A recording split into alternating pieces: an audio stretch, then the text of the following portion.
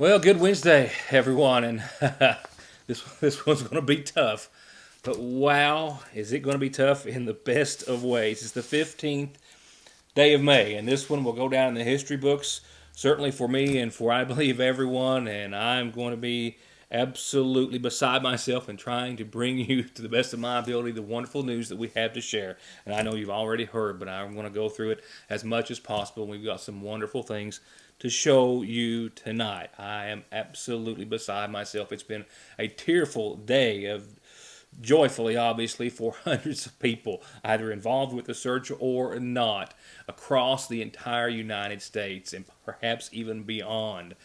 The calls of support that have been pouring in, and how the calls of congratulations as well, even outnumbering those. It is simply hard to describe, but I'm going to do my very best to do that for you in the next few moments. I'm sure much with the agreement of the wonderful sponsors of this program who are here each and every weeknight. There won't be any commercials tonight, no community calendar. If you need to know the weather forecast, take a look outside, and that's as good as I can give you tonight. We'll get back to our normal programming tomorrow. And of course, one of our top headlines will be a follow-up, of course, on the amazing outcome to a situation that I don't know if anyone, even though everyone was praying for it, I don't know if anyone was really hopeful or thinking, well, hopeful, yes, thinking that it was going in this way. I can't say for certain. For a lot of volunteers and myself, we were fearing and starting to think the worst.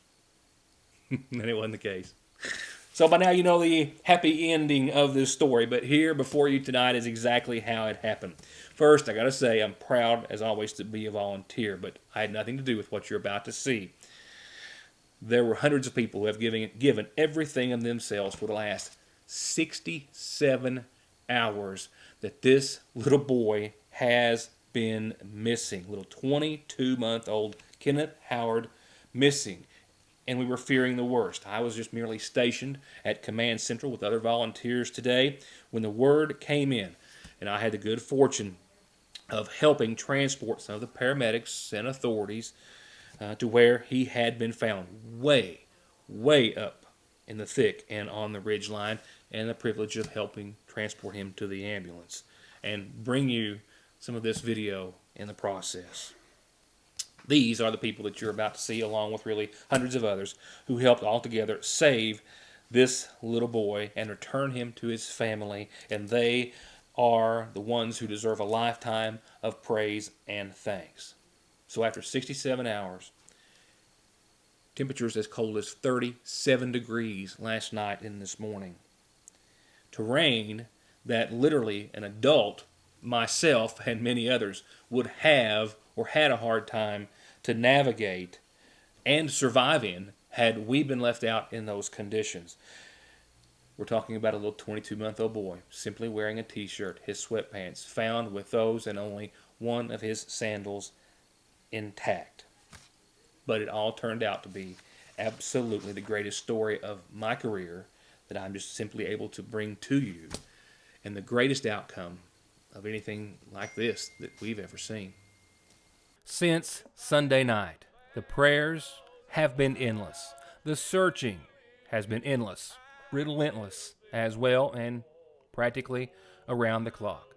2 candlelight vigils held in 2 counties last night, with prayers begging for the safe return of a beautiful blonde-haired little boy that has captured the hearts of a nation in just a matter of hours. And while you know the outcome of this story, let's start from the beginning with today's efforts to bring little Kenneth home. The day began on as active of a note as possible. Today was designed to be an even bigger day and more active than those prior. One big, possibly last major push to go over some of the same area crews have been over and as much new terrain as possible. Signed in by noon were crews from Wolfe County, Morgan, Middle Creek, East Kentucky Tracker, Prestonsburg, South McGoffin Fire, Belfry Fire, and the list goes on. Like I said, those just as of noon, with more coming in. Horses, dogs, walking teams, those on ATV and UTV, planning on as intensely and systematically as possible covering as much terrain as possible around little Kenneth Howard's home. We started at where the toddler disappeared. That was our initial planning point where all operations started from. We tried to break it down into sectors. The first range ring we have here is a 0.2 mile radius circle, and that was our immediate area. And that was searched the most, multiple times by multiple dogs, search teams, culverts, pipes, holes. Yesterday we branched out and widened it to a half-mile range ring. These areas are all the areas that were searched multiple times. We had helicopters, drones. We had quite a few dog teams from as far as Tennessee, Kentucky, and Ohio. Not anything or any sign has ever been found. We try to cover the 0.5 miles as much as possible according to the geography. We think that we've searched thoroughly approximately 350 acres. Right here. All right, we've got we've searched it and researched it with the multiple dogs. I think we've searched as well as any team could search. Normally, a child that age, that size, 1,000 foot or so of the home, they have a comfort zone that they will venture into, and once they realize that they're by themselves and stuff, they usually turn and look, see where mom, dad's at, or somebody that they're playing with. Once they get outside of that range, they start getting scared. I would love to be able to thank everybody for the prayers, and we definitely need those. The outpouring support of the community, all the food and everything else that's been brought into the command center, for the rescuers to have whenever they come back in. It's overwhelming. And it has been. We're talking hundreds of volunteers, people driving from other states, other counties, with services and experience and time and effort that is just hard to comprehend and explain, and no one will ever be able to thank them for enough.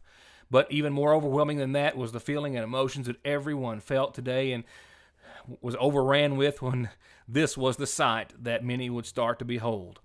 As I was just about to leave, actually, to come back to produce the show, a call came in from a search team of about 7 or 8 men who, at the top of this ridge line, a little more than a mile up terrain that you just simply can't imagine unless you've been in parts of the world like that in eastern Kentucky or elsewhere, they heard a cry from a little boy, the little boy who is now the center of the entire universe. Joe Cox, West Liberty Fire. Michael Tussey, Prestonsburg Fire Department. Mike Brown, Chief of Prestonsburg Fire Department. Kenny Chris, Prestonsburg Fire Department. Danny Witt, Belford Volunteer Fire Department. Gregory Davis, Belford Volunteer Fire Department. Josh Parsons from Prestonsburg Fire Department.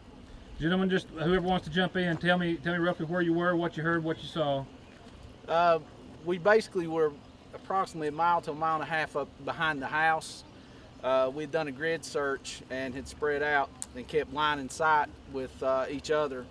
As we came over a ridge, we worked our way down into a valley, and firefighter Michael Tussey heard something, and he told us to all be quiet, and we were quiet. And at that time, he started yelling out for Kenneth's name, and then sporadically we heard another yell from him. And at that time, we were trying to pinpoint and locate where the voice was coming from. So we got him a couple more times to yell back at us, and at that time we made our way back up the hill, and two of the guys seen him sitting up on the ridge. Can any one of you or all of you describe to me the feeling when you first saw that little boy? There's no feeling to it. It's no words. Yeah, it was amazing. Also, I got to ask, Tell me what it's like to find that little boy in that good a condition after the elements and the length he's braved them. Oh, it was amazing. Yeah, Give it all to the Lord. It's all from the Lord. Yep, it is. Yep. Good Lord and grace of God. Gentlemen, I wish to congratulate and thank you on behalf of everybody in this world. Thank you so much. Thank you. Thank you. I also need to note that not seen in that picture was Clay Corbett of Floyd County. I'm not sure what department that he is with, but I know that he has years of search and rescue experience, and I believe that is he there holding young Kenneth. And if a picture is worth 1,000 words, as they say, this one indeed is priceless, as these folks and myself were among those who had the privilege and opportunity to bring this young man off the hill and to his family. A ride that we will absolutely never forget, and without a doubt is the highlight of my 20 years of doing this show and being a member of the Magoffin County Rescue Squad. And speaking of family, as Mother Samantha was reunited with her beautiful blonde-haired little boy in the back of the ambulance in sheer unimaginable, tearful joy, I am sure, I got to speak with Daddy Eldon and the rest of the family as they tried to find the words to describe their emotions and thanks. Real quick, Daddy, we know Daddy, but everybody This else is please introduce grandmother. yourselves. This is sister. I'm the grandmother. You might as well say I'm an aunt, but I'm her best friend. And this is his other sister, and of course the dad, uncle, great uncle. Other great uncle. Great uncle. Great uncle. Friends. And just praise the Lord, he brought him home. volunteer to help. Thank you. Daddy? This is Daddy. I don't, brother, I hate to put you on the spot, but I don't figure you mind too bad right now. Please tell me what's the, How you feeling? what are you thinking? Best feels I've ever had in my life. Thank God. It's what's gonna keep him on his feet. And thank everybody that helped look, brought food, Yes. everybody that prayed and everything else. Thank everybody and all the people All that the prayers, worked the vigil they had last night. All the food and everything they Yes. brought in. Yeah. Yeah, the Can't rescue thank 'em squad, enough. Rescue all of everybody. them. Can't Everybody. thank And people. the And the FBI's dogs and and the people with the horses. the I mean, dogs, everything. yeah. Everything. How, The helicopters. how good did you all think he looked? Look He good. looked Amazing. good. Amazing. Compared to how long it's been, he looked really, really good. Yeah. Dad, I know this is a little bit lighthearted, but we all need to be in life.